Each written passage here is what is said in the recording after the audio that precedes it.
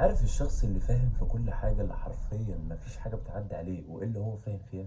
هنشوف الفيديو ده النهاردة، هنتكلم عن أشهر واحد بيتكلم على كل حاجة حرفيا. طب بقى، علم نفس، علم فضائي، علم أرضي. يا جدعان الراجل من كتر يعني الثقة اللي عنده حرفيا بيتكلم، اللي هو بيديلك وضعية البصة، اللي هو فاهم، اللي هو بيقول ان هو هياكلك لو انت ما فهمتش اللي هو بيقوله. فاهم، اللي هو بيديك وضعيه كده حرفيا، اللي هو كلامي صح اذا تاخده زي الالف، يا اما انت تتكل على الله من هنا. كده ان هو بيتشهر على قناه واحده بس تقريبا، انا شفته على قناه واحده بس، معرفش هو في بينهم حاجه ولا لا، ولكن من الاخر بياخد مشاهدات على قفاه، يعني على قفا الدكتور.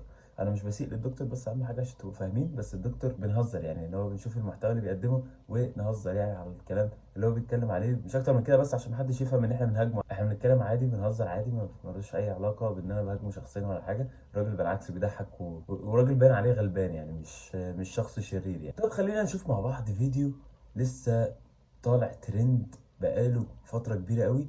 تعالوا نشوف الفيديو ده بيتكلم على ايه، وايه الناس، ليه من الناس مستغربه على طريقه كلامه يعني. فاحنا هنشوف مع بعض ليه دلوقتي انا بتكلم على الراجل ده تحديدا، ان هو الثقه العمياء اللي عنده والبصه اللي بيعطيها للناس دي. تعالوا نشوف مع بعض يا جماعه. يعني ايه الجملة دي؟ امال ايه؟ طبعا مش فاهم الجملة. لا انا بسأل. انا مش فاهم السؤال، فهمني السؤال، ايه السؤال ده؟ يعني السؤال ده للاطباء، هو في فعلا مرض اسمه سرطان؟ يعني في محتاجين حد من الاطباء يجاوبنا. هل انتوا شايفين يا جماعه بينطق ازاي؟ يعني شايفين الطريقه اللي بينطق بيها، اللي هو محتاجين حد من الاطباء يكلمنا، اللي هو فاهم بيقنعك بطريقه، اللي هو انا بقول لك ايه. هل في مرض حقيقي اسمه سرطان بيصيب البشر؟ وما هي ماهيته؟ ايوه، انت عندك عدد كبير من الناس توفوا بسبب الكانسر والسرطان. رحمة الله عليهم. الموضوع ده رحمة الله عليهم. مش حاسه حقيقي. اللي هو بص مديها وضعيتي ايه، اللي هو رحمه الله عليه. مات بقى، لا مالكش دعوه، هو مات. كويس. لا انا انا بس شايف كلمة مرض السرطان دي خدعة يعني ولا ايه؟ الاطباء يجاوبوا. ما هو هل سؤالك، هناك ما هو مرض؟ سؤالك لازم المشاهد يفهمه. يا جماعه بيعمل حركه ذكيه قوي، بجد بيعمل حركه ذكيه قوي. هو طالع على يعني بث مباشر على قناه تلفزيونيه، ما فيش حد يقدر يواجهه غير البث اللي هم في الوضع اللي هم قاعدين فيه. فهو مثلا بيقول لك هات لي اطباء يكلمونا، وهو عارف 100% ان ما فيش ولا دكتور هيخش يتكلم. تمام، لان الدكاتره لو اتكلموا يعني انتوا عارفين، يعني الدكتور حاجه وده حاجه تانية. انتوا فاهمين قصدي يا جماعه؟ فلو الدكتور اتدخل او يعني اتكلم في مكالمه مثلا معاه ولا بتاع، الدنيا هتخرب. هيرد عليه يعني ايه مفيش مرض سرطان؟ هو معروف يا جماعه من سنين السنين ان في مرض اسمه سرطان، مرض خبيث بيبقى في الجلد او في المخ او في اي حته في الجسم، يبقى تراكمات خلايا كتير فوق بعض، فبالتالي بتعمل حاجه اسمها ورم، والورم ده بيبقى اسمه السرطان. دي مش تفاصيل عن الموضوع بس، ولكن ده اللي انا عرفته يعني. ومين اللي بيرن دلوقتي ده؟ فاللي هو كده كده يا جماعه مفيش دكتور هيتدخل، يعني بشكل عام مفيش دكتور هيتدخل ويواجهه. فهو بيقول لك هات لي اكبر كبير عندك، وهو اصلا مش هيتكلم مع حد.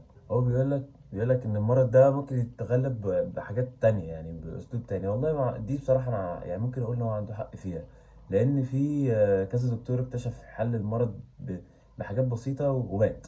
يعني سبحان الله مات فجاه، فما اعرفش ده مقصوده ولا لا، وهل في علاج اصلا صريح على طول ومش عايزين ينشروه عشان انتوا عارفين حوار المليار الذهبي، الناس كلها تموت ومش عارف ايه، عشان كده يعني. هل بقى كلامه صح في دي ولا لا؟ ما اعرفش، بس يعني دي يعتبر اقرب حاجه الحقيقه، ان هي مشكوك فيها، بس يعني الفكره ان دي مشكوك فيها، فممكن دي تيجي منه صح شويه يعني. تعالوا مثلا نشوف فيديو تاني ليه. العالم مش هيشوف فرحة تاني خالص. لا اله الا الله. انت طب ليه بتعمل صدقا كده؟ انا باكد يعني العالم مش هيشوف فرحة تاني خالص. يا جماعة يعني تخيل تخش يعني على هوا، هتطلع على الهوا عشان تكلم الناس مثلا، المفروض انك بتطمنهم او تحكي لهم اخبار عن حاجة معينة او تحذرهم مثلا. لا هو ما شاء الله مديك واحدة ايه، العالم مش هيشوف فرحة خالص. فاهم، اللي هو خلاص مديك، اللي هو ما شاء الله يعني طفى طموح كل البشرية. فاهم، اللي هو قال لك خلاص، لا بقول لك ايه، روح نام يلا عقبال ما روح نام يلا. يا جماعة اقسم بالله اسلوبه، والله العظيم اسلوبه، هو على قد ما هو سيريس وجد كده معاك في الكلام، بس حرفيا كل الكلام حرفيا يعني شبه مخترع يعني. فاهم، اللي هو بيهبد لك هبده وبيصدقها. فاهم، اللي هو في طياره نزلت على سطح بيتي فضائيه على فكره، ودي انا متاكد ان هي هتدمر العالم كله، فاحذروا منهم وغطوهم في العينين. فهمتوا يا جماعه المبدا؟ اه ده نفس المثال تقريبا يعني. بس كده يا جماعه، كان معانا النهارده الدكتور محمود صالح او صلاح، اسمه ايه؟ دكتور محمود صلاح. آه، يعني انا مش بسيء ليه ولا حاجه يا جماعه، بس احنا بنهزر مع بعض يعني، كل ده مجرد رياكشن عادي على الفيديوهات اللي هو بينزلها مش اكتر. لو حابين المحتوى ده من الفيديوهات فما تنسوش تعملوا لايك سبسكرايب وشير. وبجد اشكركم جدا على الفيديو بتاع الصين يا جماعه، بجد انتوا يعني دعمتوني فيه جدا، جاب مشاهدات يعتبر اعلى مشاهدات دلوقتي بالنسبه للفيديوهات اللي انا نزلتها. طبعا فيديوهات قليله، بس ان شاء الله اليومين اللي جايين هبتدي اعمل فيديوهات اكتر، لان كانت فتره امتحانات وهكذا. وبس كده يعني. عايزين حاجه؟ يلا سلام عليكم.